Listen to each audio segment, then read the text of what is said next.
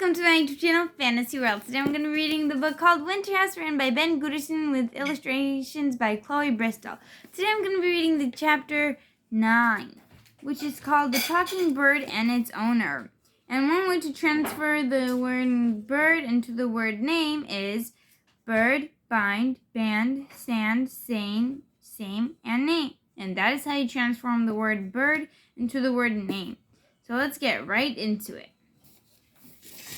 When breakfast was over, and after Freddie had explained to Elizabeth how much there was to discover at Winterhouse, the ice skating and the sledding, the 2 swimming pools in the basement, the tower at the top of the hotel where you could see the mountains all around, the nightly concerts that were as boring as they sounded, the movie theater, the bakery where you could get free cookies, and on and on.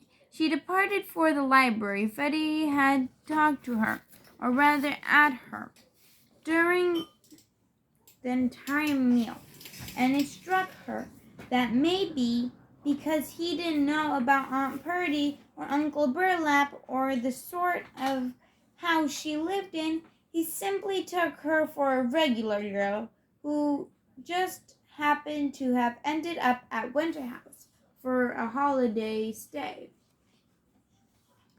That she would just be plain Elizabeth Somers for the next 3 weeks was definitely something she hadn't thought about during her long trip from Drera, and now she was glad of it.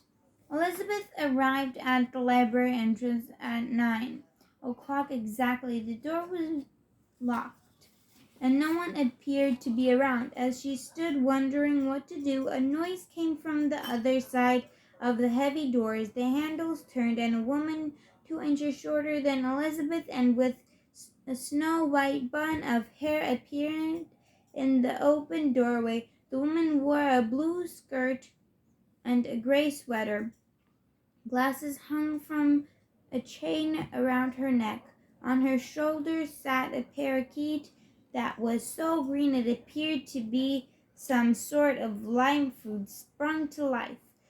Most startling of all, it looked right at Elizabeth and said, "Summer's here! Summer's here!" Elizabeth let out a loud gasp. "He knows my name!" she thought with alarm. "Well, good morning," the old woman said. "Hello," Elizabeth said, trying to calm herself from the shock the bird had given her. She eyed the bird again, who had gone silent and was bobbing its head before turning back to the woman. "Are you the librarian?" The woman raised her eyebrows with delight. "I am," she said, and then she pulled her chin in and looked to the parakeet on her shoulder. "And I keep telling him it's winter is here, not summer is here," she sighed. "But he's got a mind of his own. Miles is his name." She opened the door wide and maneuvered a jump into place with her foot. "And my name is Leona Springer, with Winterhouse's one and only librarian. I'm Elizabeth," she said. The little mystery about her name cleared up. "Elizabeth Somers, with an O. Nice to meet you." "Well, this is a coincidence," Leona said. "You must have thought he knew your name." She began to laugh. "I was surprised," Elizabeth said. "That's for sure." "Well, I'm just opening for the day," Leona said. "So you're right on time." The library behind her was dark, and Elizabeth couldn't see anything beyond some silhouette shapes of what appeared to be shelves. But as she'd understood from the night before, the space was vast, much bigger than just a single room. Elizabeth sensed its size the way a person can sense a huge open field on a black night just by standing on its edge. And then Leona reached to the wall and flicked on a switch. Elizabeth found herself looking at the 3-story hall that held more books than any library she'd ever imagined. Her mouth fell open. "Your first time in the library," Leona said. She began to walk away from Elizabeth as though she had some appointment to get to. "I've seen that look a million times before." "Summer's here," Miles called. "Summer's here. Please come in," Leona said, "and I can show you around." Elizabeth stepped inside and found herself in an enormous atrium bordered on all sides by bookshelves that lined the walls, where the shelves topped out at the rim of what would have been the ceiling of the first floor. There was an ornate molding all the way around, and then a second level visible above, and then one above that, all the way up to a huge skylight. There was a walkway around the top 2 levels so that people could stroll about and look for books. Elizabeth had the sensation of standing at the bottom of a huge well or pit, but one so airy and open she felt as though she might lift up and float to the windows high above. All around and above her she was grid of paneled wood shelves and thousands of books. Leona had retreated to the long rows of a desk to one side, but Elizabeth had not moved. "Come on, dear," Leona said. She laughed and waving Elizabeth to her. "You look like you've never seen a library before." "Not one like this," Elizabeth said. "It's enormous." She put a hand to her mouth. "Oh, sorry, too loud." Her voice was echoing in the vast space. Leona dropped her arms and looked all around. "It's just the 3 of us right now. Miles, you, and me." "Miles, you, and me. It will be quiet in here soon enough." She cupped her hands to her mouth and said in a playful voice, "For now, we can be as loud as we like." She began to laugh. Elizabeth laughed as well. She had never met a librarian like this before. "I thought it would be a little room or 2, she said, because you didn't want to explain that she'd come and peeked in the night before." Leona laughed. "A bit bigger than that, I'd say." "It reminds me of a book I read last year called Escape from Mr. Lemosello's Library," Elizabeth said. "I loved that one," Leona said. "Read it when it came out." "You did?" Elizabeth said. Aunt Purdy, who was a little younger than Leona Springer, had never shown the least interest in the books Elizabeth read. Elizabeth could hardly believe that someone with white hair would have read and enjoyed the same kind of books as she did. I read all the good ones," Leona said. "Always have." "Not only was it a good one," Elizabeth said, "but it was a set in the library, so that made it twice as interesting for someone like me. I'm a bibliophile." Leona swiveled her hand to her and hesitated before speaking. "If you're a book lover," she said, "you've come to the right place." "Trouble!" Miles called from Leona's shoulder and began to bob his head. "Trouble!" Leona looked to the doorway as if she understood what the birds clamor signified, and her eyes widened. Our illustrious proprietor, Mr. Norbridge Falls, pays us a visit, she said. Miles always tips me off.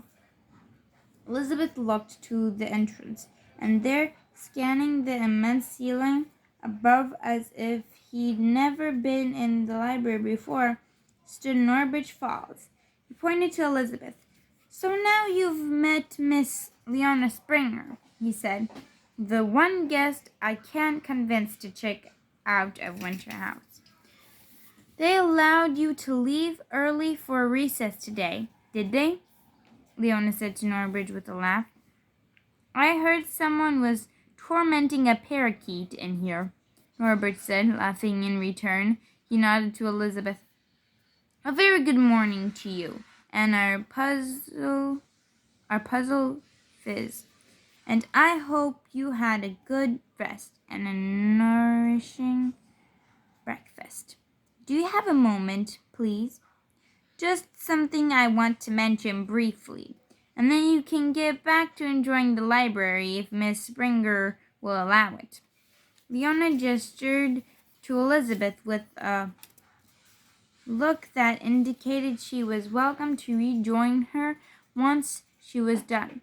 Don't turn your back on that man, she said to Elizabeth, and then she headed toward the checkout desk. He's a known pickpocket. Norbridge frowned wearily and sighed so that Leona would be sure to hear. Elizabeth giggled, as she approached Norbridge. She had never heard her aunt and uncle talk like this, teasing each other, but so gently it was clear they enjoyed the other's friendship. But as Norbridge led her out into the corridor and then stopped to look at her, his face changed, and Elizabeth couldn't help feeling that maybe there was something wrong. Perhaps, she thought, her presence here at Winterhouse had finally been uncovered as a huge mistake, and now she would be asked to return home. You slept well? Norbridge said. Good morning so far. Absolutely, Elizabeth said. I met Freddie Knox. He told me about the project he's working on for you, and he's going to show me all around later. Norbridge stroked his beard. Very good, he said. Very good. He cleared his throat. The sinking feeling returned to Elizabeth that she was about to get bad news. I need to ask you a small favor, Elizabeth, Norbridge said. He clasped his hands and looked at her with a deep seriousness. During your stay here, I'd like you to check in with me or Jackson twice a day. Will you do that? Just before breakfast, and then again in the evening after dinner, before you go to bed. My room is on the first floor, and if I'm not around, just let Jackson know you're checking in, and that will do. Elizabeth was puzzled. She couldn't help feeling the owner of such a large hotel would have much better things to do than get twice daily updates from her. But she wasn't about to contradict him. Of course, I can do that, Elizabeth said. Is everything okay? Yes, Norbridge said. Everything's fine. I want to make sure you're having a good stay, and that all is well. So if you do that for me without fail, I would be most grateful. After all, you're here on your own. He held a hand out to Elizabeth so that they could agree to the agreement. Deal? Deal. She took his hand. Deal. Very good, he said. Well, don't let me keep you from the library, he pointed behind her. Enjoy your time.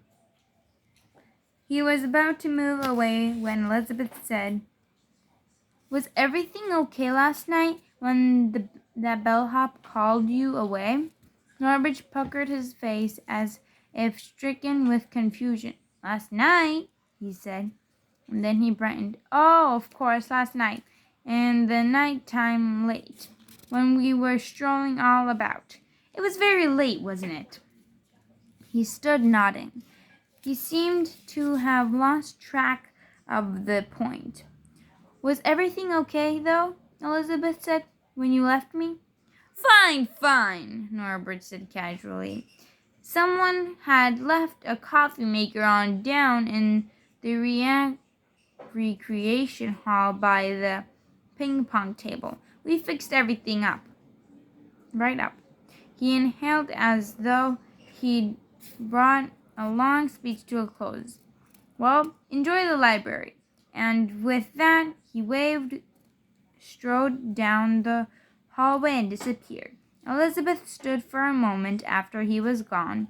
He seemed very nice, but very odd, she thought. And why does he want me to check in with him twice a day? Leona gave Elizabeth a tour of the library, staring in the massive reading room with its oak tables and cloud murals on the ceiling. Next, she showed her the bulky cabinets of the card catalog in the very center of the main floor. "We don't have a single computer in here," Leona had said proudly, "and we don't plan on getting one."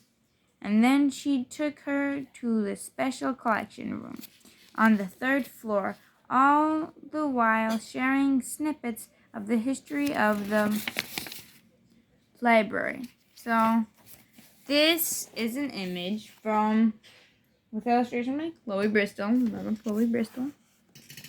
So this is the library. It's huge. These are the books on the shelves. This is the woman. This is Elizabeth. And then this library. Huge. Very huge. Okay. After 20 minutes, they sat... Sorry.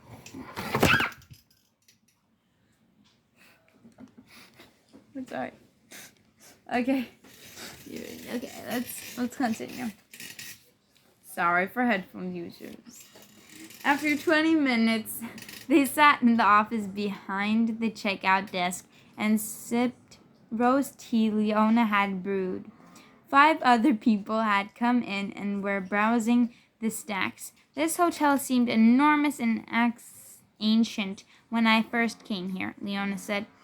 Now that they were comfortably seated, "that was back in 1951, after my family immigrated from Uganda. I was 11. Miles perched on a wooden stand at the center of the room and bobbed his head.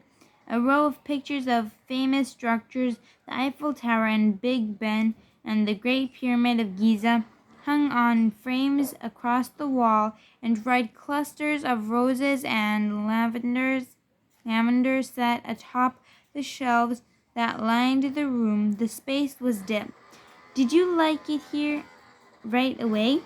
Elizabeth asked. Leona sipped her tea and considered the question. "I was instantly smitten. I knew I wanted to live here, and I knew I wanted to run the library someday. Of course, when you're a child, you think those sort of things, but with me, it was certainty, a certainty.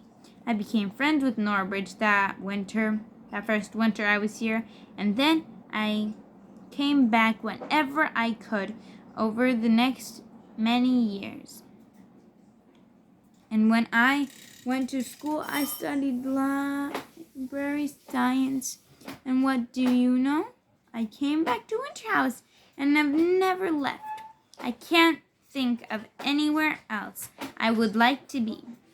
She took another sip of her tea. "But I've been going on and on. Tell me, dear, what sort of writers do you like?" They talked for half an hour, and it occurred to Elizabeth that she felt entirely comfortable with Leona, like speaking to an old friend. She wondered how it had happened that she'd let her guard down so completely. Norbridge is pretty good with magic tricks, isn't he? Elizabeth said. Leona sat very still for a moment before nodding. That he is, she said. It's in the fall's blood. Strange birds, Miles called out. Strange birds. Miles, hush. Leona said. That's enough. What do you mean? Elizabeth said. Were there other magicians in the family? Excuse me, a man said, standing at the desk outside the door and peering in. Can you help me find the art history section? I'd better get to work, Leona said.